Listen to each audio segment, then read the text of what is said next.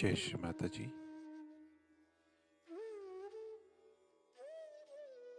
A very good morning to everyone. Let us all bow down to Shri Mata Ji, raise our Mother Kundalini and put Bandhan.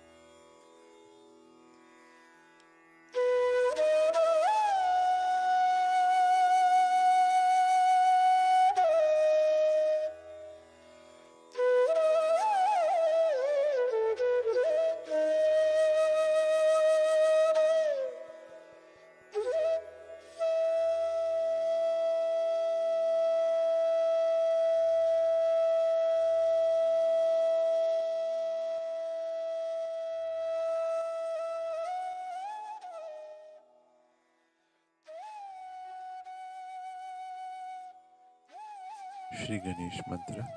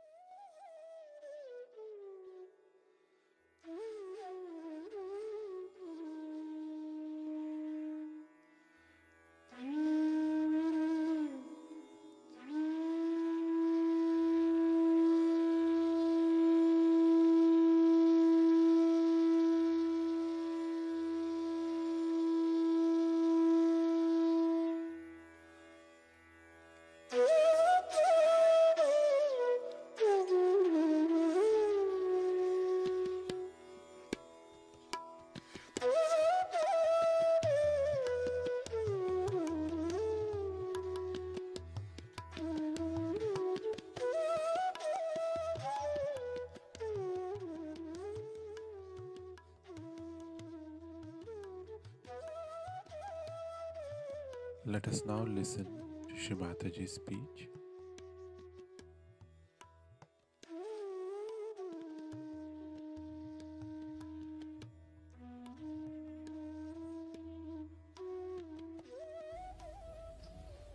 Today you have arranged this worship of your Guru,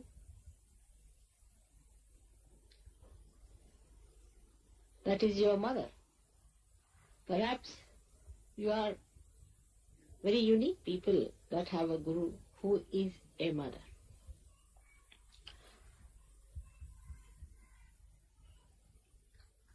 Why this puja is arranged? One has to know that it is very important for every disciple to worship the Guru. But the Guru has to be a real Guru, not a one who is just exploiting the disciples and who is not authorized by God.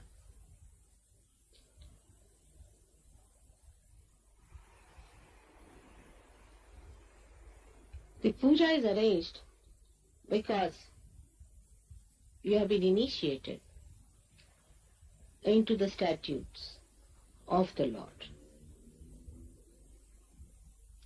You have been told what are the dharmas of a human being. For that, actually you need not have a guru. You can read any book and you will know what are the statutes of the Lord. But Guru has to see that you practice them.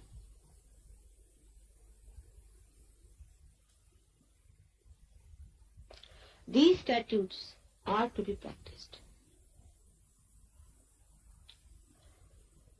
to be brought into your own life, which is a difficult thing. And without a Guru, a correcting force, it is very difficult to follow these statutes of Lord, because there is a gap between human awareness and divine awareness, a very big gap. And that gap can be only fulfilled by a Guru who himself is complete. Today is a Purnima day. Purnima means a complete moon. The Guru has to be a complete personality to talk about these statutes and to elevate his disciples to this level of understanding by which they imbibe those statutes. He is there to fulfill this gap.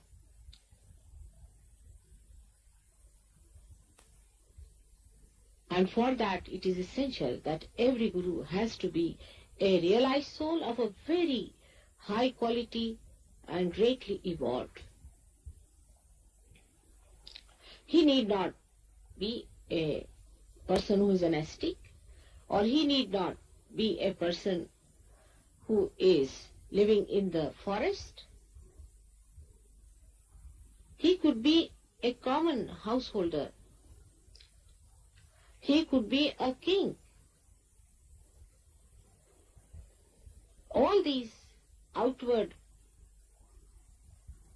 manifestations of one's life do not matter. Whatever may be your position, I would say the so-called position, in this world makes no difference to your being a guru, as long as you have imbibed the statutes of the Lord. Again I say, you have to imbibe the statutes.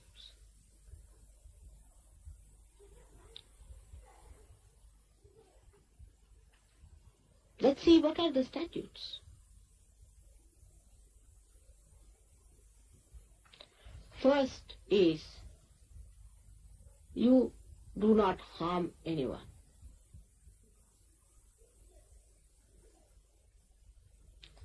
First principle is that we are not to harm anyone. Animals do harm without knowing that they are doing harm. If you go near a snake, he'll bite. If a scorpion is there, he can put his poison into your being. Animals are not to harm anyone.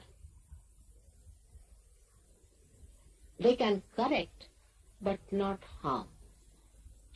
So the principle of not harming was taken to a very, very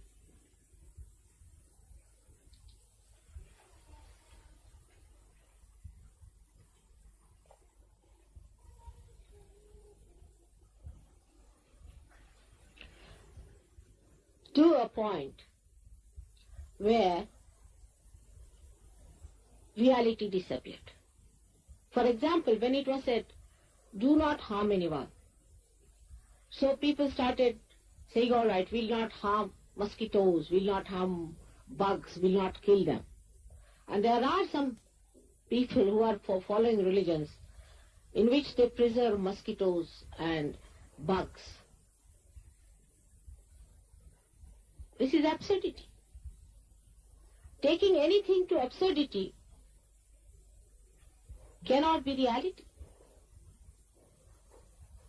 First of all, we should not harm anyone who is walking in the path of God. The one who is a realized soul.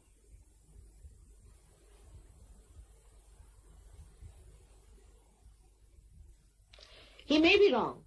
There may be some mistakes in him. Still he needs correction. Nobody is perfect as yet. So, do not harm. Always try to help.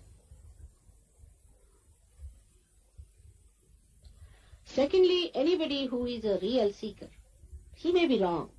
He might have gone to wrong gurus. He might have done wrong things. But have feelings, because you have been going on the wrong path yourself sometimes. You have been misled before. So have more sympathies. That's why if you have done mistakes, in a way, it's good because you have more sympathies for such people. Then you are not to harm human beings in any way.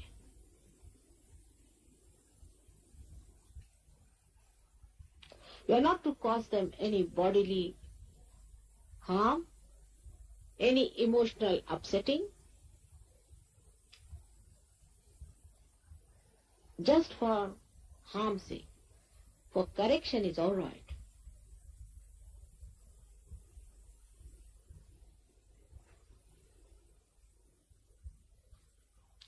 The second statute is that you have to stand on your own legs and know that you are here, one with the truth, the testimony. The testimony of the truth. That you have seen the truth. You know what truth is. And you cannot compromise with falsehood. You cannot. For that you need not harm anyone. You have to just profess it. You have to stand up and say that you have seen the truth and this is the truth, and you have to be one with it so that people see that light of truth in you and accept. It's not for telling others that you have to be truthful and this is the truth we have seen, that this is what God's laws are, how they work out. Through vibratory awareness we have been able to see this is the truth. But be completely confident about it. But for that, first of all, you must test yourself completely. Otherwise, you might be playing into the hands of ego. It happens with many people who start doing Sahaja Yoga to begin with. So be cautious. Be sure that you are telling the truth and nothing else, and that you have felt the truth in full ways. Those who have not felt any vibrations shouldn't talk of Sahaja Yoga at all. They have no authority. They have to receive vibrations, they have to fully imbibe within them, and then they can say, yes, we felt. This is a very important task Sahaja Yogis have to do in these modern times, is to tell aloud that they have found the truth. That part is very weak.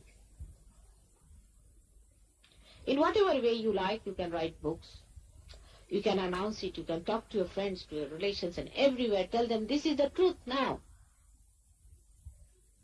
that you have entered into the kingdom of God, that you are blessed by the grace of God, that you are realized souls, that you have felt the divine power which is pervading everywhere, and that you can give realizations to others. This you have to tell others. I know that by your accepting truth, you are not adding anything to the truth, but you are adorning yourself. One requires courage to enjoy the truth. Sometimes people will laugh at you, will mock at you, may persecute also. But that should not be any worry to you, because your relationship is with the statutes and with the grace of God. When that is your connection, you should not worry about other people, what they have to say about it. You have to stand up, adorn yourself with that truth, and talk to people, that people will know that you have found it. With that authenticity with which you speak, people will know that you have found it. The difference between a realized soul and a non-realized soul is basically this.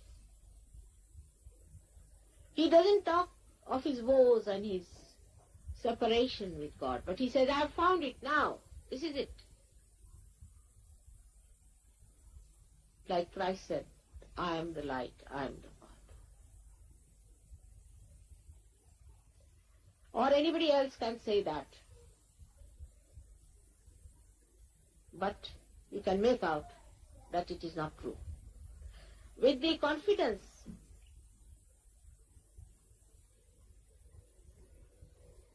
with that complete understanding coming out of your heart, people can make out this is absolute truth. And then all kinds of falsehood must be denounced. Doesn't matter if somebody feels bad. Because by telling that, you are saving them and not harming them. But must be told in a correct way, not in a frivolous way. In a very persuasive way, you must tell them that, no, this is wrong.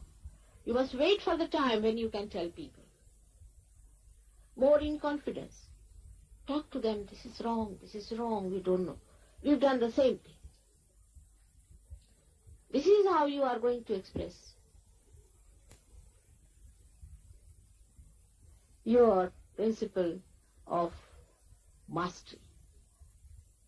Or you can say Guru Tattva.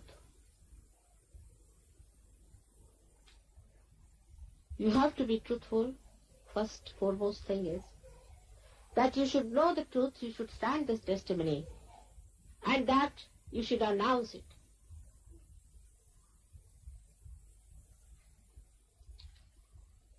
The third thing for a guru in Sahaja Yoga has to do is to develop detachment.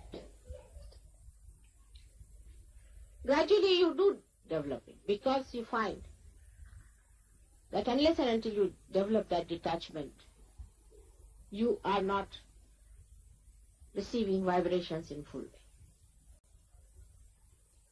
All kinds of detachments have to be developed. Means your priorities change. Once your attention gets fixed up with your spirit, the catch or the hold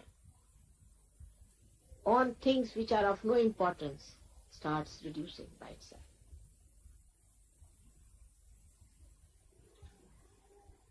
For example, you have a father, you have a mother, you have a sister. This is a bigger problem in India. Here you are over-detached. But in India, people are very much involved, their own children, in their own. This is my son, and others are all orphans. Only your sons are the real children. Your daughter, your sons. My daughter, I must do this for my son. For my father, mother, here also. Two types of attachments are there. One, through moha, through involvement into that you want to do this for them and that for them and give all the property to them, insurance for them, every sort of thing. And another could be the way we have here, that you hate your mother, you hate your father, you hate everyone. Both things are just the same. So a detachment must be developed. The detachment is that you are your father, you are your mother, you are everything. Your spirit is everything to you. You have to enjoy only your spirit as everything.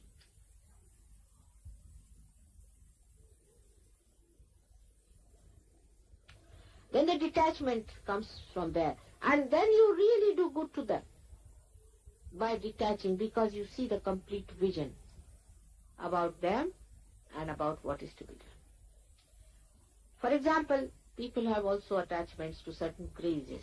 Human beings always become crazy after something. I mean, it can be anything.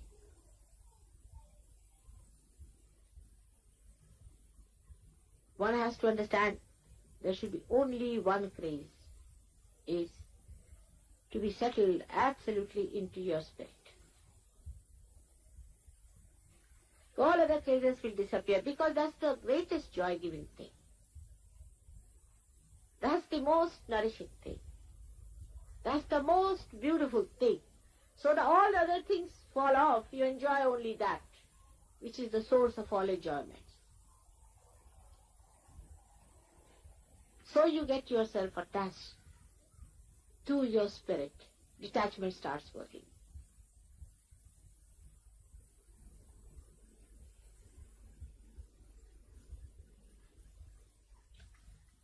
Sometimes detachment is taken as a license for becoming dry to others, which is absurd. This is only human quality also. Make everything ugly, whatever is beautiful. Actually, a person who is detached is the most beautiful person. Is the extremely loving person. Is love.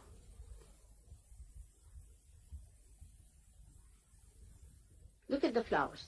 They are detached. They are dying. Tomorrow they are not going to live, but every minute they live, they are emitting fragrance. The trees are not attached to it. They will die tomorrow. Doesn't matter. But anybody who comes to them, they give shadow. They give fruits.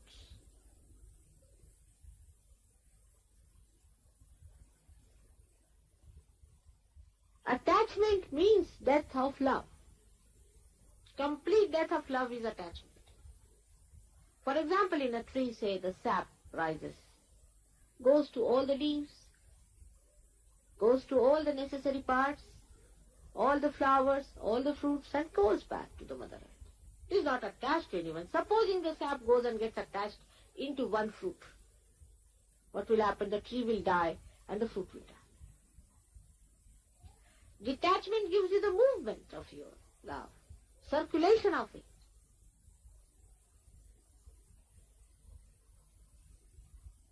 For things now, things have no value unless and until there are emotions behind it. Now, for example, a sari, this one I am wearing today, was bought for Guru Day, Guru Purnima. But they had no sari. The other day they wanted to have a sari for puja, so I said, all right, use this. But I wore it again today just to say that this was bought with that emotion that on a Guru Day, mother would like to wear something of a lighter shade. White, the pure color of silk. Complete detachment. But in white, all the colors are mixed. Then only it becomes white. In such a balance and unity it should be that you become white and whiter than snow. Detachment is purity, is innocence. Innocence is such a light, I tell you. Light that really blinds you to all that is filthy. You wouldn't even know that a person has come with bad intentions. You look at the person who says, somebody comes to you, you'll say, oh, come along, what do you want? You'll offer him tea and all that. And he'll say, I've come to rob you. All right, rob me if you want to. It's all right. He may not at all rob you.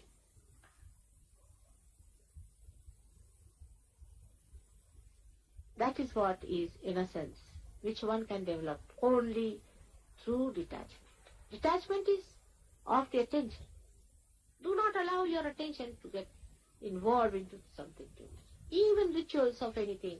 Say now, we have not washed Mataji's feet. All right, doesn't matter. You love me, all right. If some mistakes are committed, what does it matter? If you see on the abstract plane, it's love. This is just a step forward. Like somebody ran very fast and fell down before reaching me. Say, mother, sorry, I fell down before reaching you. I should not have done that. But see how I prostrated before you. Is complete poetry, detachment.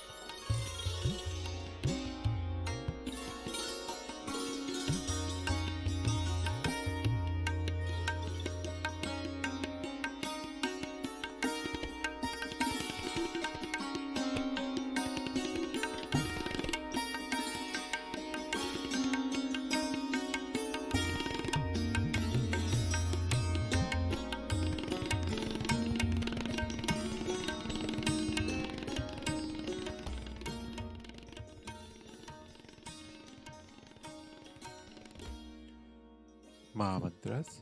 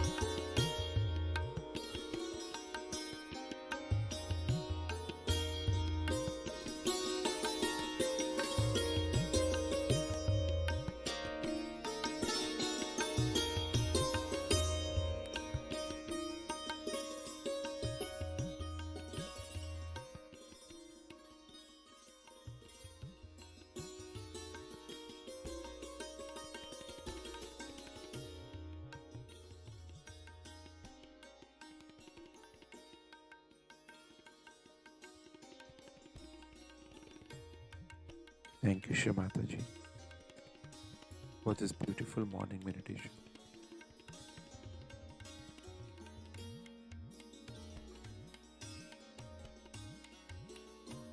Let us all bow down to Shri Mataji. Raise our Mother Kundalini and put Bandhan.